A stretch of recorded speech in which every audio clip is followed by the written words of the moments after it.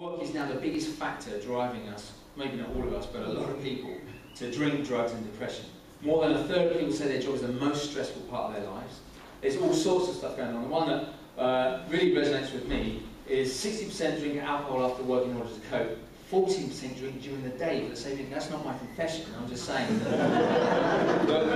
Whenever I'm in London, I don't know about you, who goes to London every now and then or goes there every day? Okay, a handful of people. Well, I might just slip into the pub quickly for a lemonade and a sandwich, and actually I am staggered by the amount of people that are in there, and I'm just watching and thinking, that must be their third or fourth round, and they're obviously familiar with the stuff, so they come here every day, and I'm thinking, what on earth do they do? Oh, I know, they are professional tasters for Stella Artois.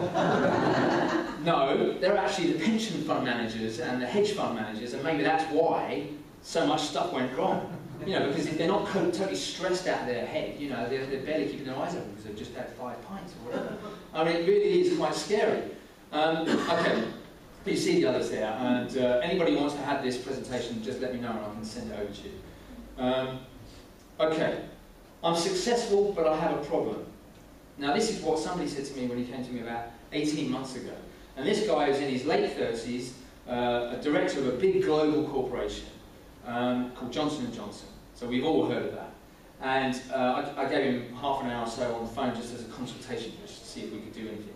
And this is what he said. And I said, well, that sounds pretty successful to me. He said, well, yeah, the problem is, in about 5 months, my wife and I are going to have our first baby.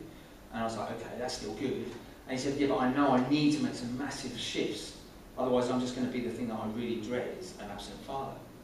So I said, okay, look, the fact that you're even talking to me about this says to me that you know there's something to be done.